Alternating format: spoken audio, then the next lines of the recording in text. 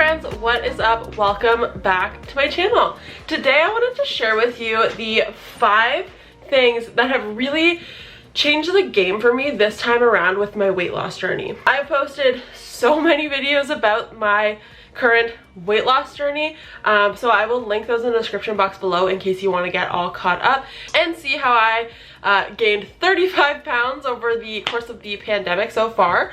I feel like I am finally, after many months, on the right track, and I am no longer gaining weight. I have not gained a single pound in about a month or two, and I'm finally starting to see progress and the scale and the inches going down. With that all being said, there are a couple of things that I think that have been very monumental for me during this process that have actually made all of the difference for me. This time around, I have not been extremely anxious like in the past. I have not been very fixated on food, which I've talked about previously. I just feel like I'm in so much of a better headspace. I feel like this is an easy process for me, and I'm not really having to like think about it too much. It's so nice. So the first thing that has made one of the biggest differences for me this time around in my weight loss journey is bone broth. And I feel like I've talked about this a little bit too much in previous videos, but seriously, this has been game-changing for me. I drink a cup of bone broth almost every single night around 10 o'clock. It's literally just the perfect way to unwind at the end of the day. It's so cozy, especially with fall and winter coming right now. It's so cozy and it fills me up. I definitely am not the type of person that can just stop eating at 6 o'clock and then just like go to bed. Usually I go to bed around like 11:30 or midnight. So we have dinner at 8, and then I really like to have something like this. Usually I'll mix it with like some collagen peptides for some extra like gut healing benefits and some really good like hair, skin, and nail benefits, as well as some like ginger and turmeric for some more anti-inflammatory benefits as well. Another thing that has been really good for me is having a really good nighttime snack that doesn't make me feel like super gross eating too much before bed, because I strongly believe in eating before bed because I find that I have so much of a better sleep. But I do think it's very important what you're eating before bed. If you're eating like bags and bags of chips and candy, you're probably not going to feel very good. It's probably going to maybe like bring your hormones a little bit out of whack, and you might not have the best sleep. But on the other side, if you go to sleep hungry and you find yourself tossing and turning, you wake up in the middle of the night hungry and you force yourself to go back to sleep, you're getting much less quality sleep than if you had just eaten something before bed. So that is a big thing for me. So like I said, I do like to have something that just feels like satiating, satisfying, and also still kind of like meeting some nutritional needs as well, and that is popcorn. I know. This one is definitely the best one. This is the Orville Redenbacher Smart Pop. The macros on this are incredible. One entire bag is 160 calories, 2.5 grams of fat, 30 carbs, 9 grams of fiber, and 4 grams of protein. That is so good, especially for a nighttime snack. I'm the type of person where I just like to mindlessly eat while watching TV, and I feel like a bag of popcorn makes so much popcorn.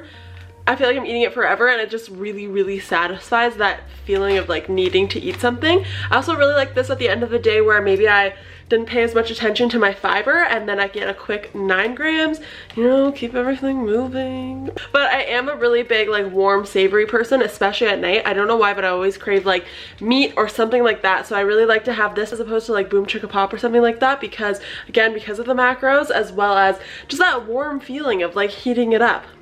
I don't know.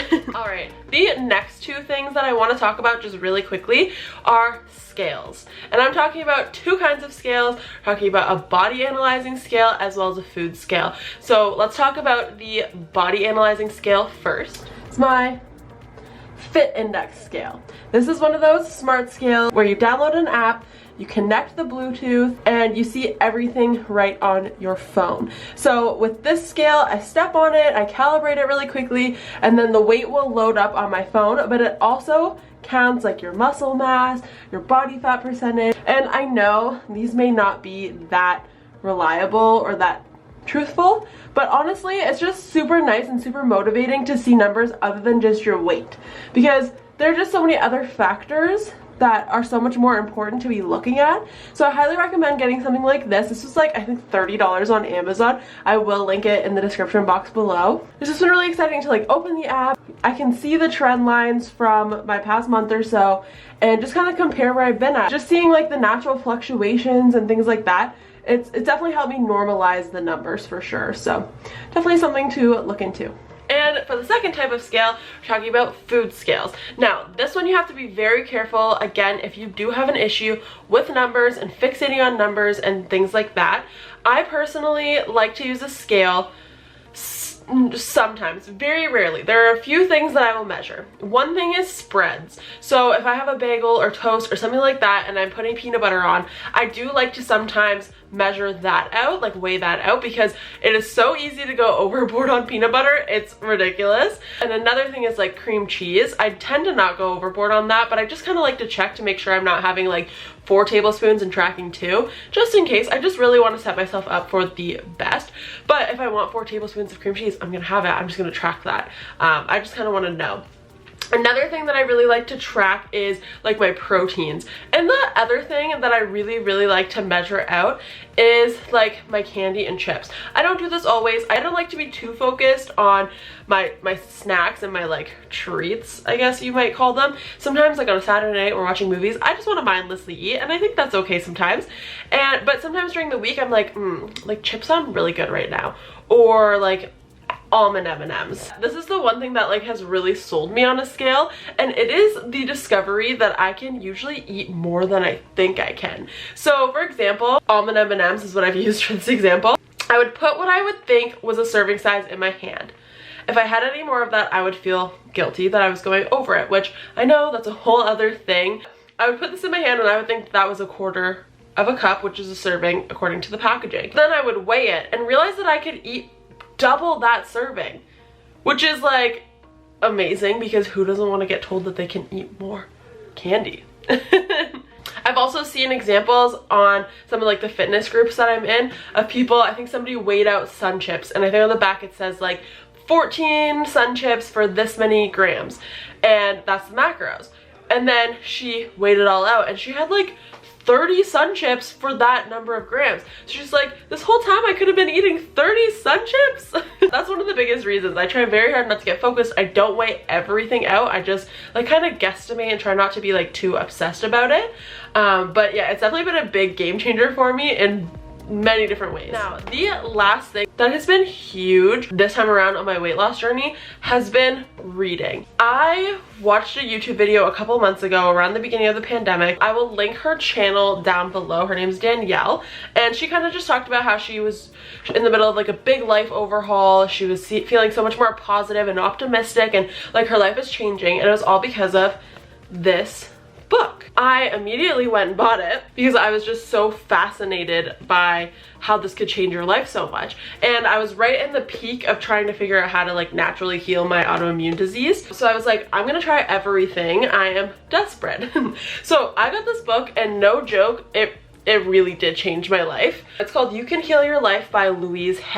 Basically what this book is all about is kind of like affirmations, manifesting your best life, inner child work, realizing that a lot of the issues that you deal with now usually are linked to situations in your childhood that you didn't even realize was a traumatic experience, but it really was. And you just learn about how you grew up. Every time somebody responded to you about something or spoke to you about something, that resonated with you in some way and stuck with you, and that can literally present as physical symptoms. Going through this book, I've read this book I think twice. I even just started going back through it again and highlighting things that I wanted to remember. She's just so insightful. It's like amazing. I don't know how she came about this like way of life, but things like changing your mindset, which I've talked about in one of my videos, like 9 healthy habits that can change your life in 2020. Basically, don't speak anything that you do not wish to be true. So for example, like, I feel so sick and just terrible today. If you say that,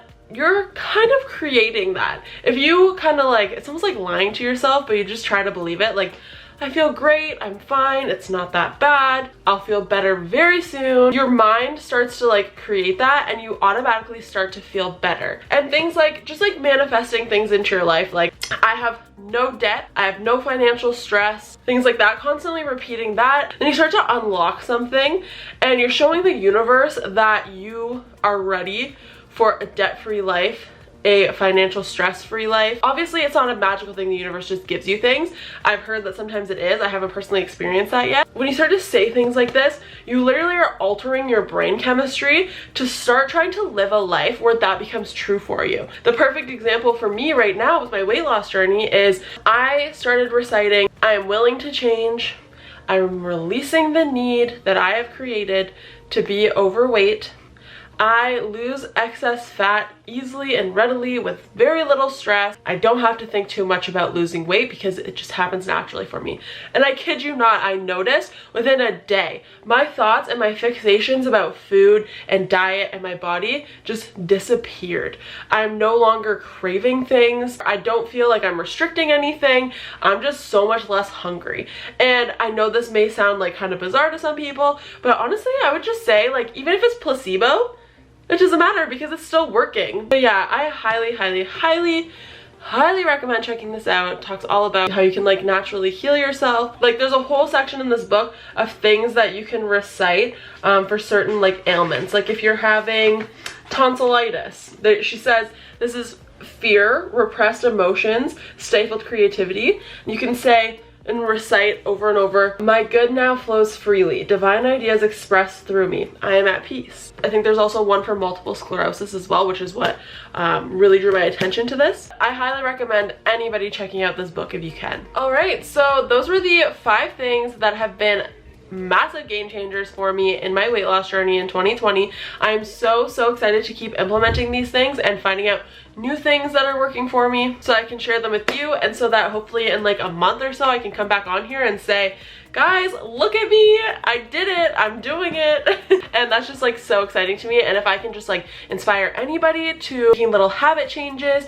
We are like a month and a half to the new year and this has been quite the year, and I still think that next year is still going to be a little bit brutal. Maybe we will see how it goes. Don't wait until January 1st to make a change this year. Start making little changes now and you will thank yourself because you will be a month ahead of your new habits. Obviously it's Christmas, give yourself some grace, eat some chocolate, eat something peppermint, gingerbread, and just enjoy yourself. This is one of the times of year where it's going to be very hard for a lot of people, especially if you don't get to see your families and things like that. So definitely give yourself some grace, be gentle with yourself. That's why I really like these tips, because they're such small little tweaks and things that you can do without really realizing that are going to help you get to where you want to be if weight loss is your goal. But yeah, that is it for today's video. I really hope you enjoyed and got some tips from it. If you did, definitely leave a comment down below. Give me a tip if you'd like to, because I'm always looking to introduce some more. And as always, make sure that you subscribe. I do have Vlogmas coming up just about a week or so. Oh, wish me luck. But yeah, thanks again so much for watching, and I will see you in the next one. Bye.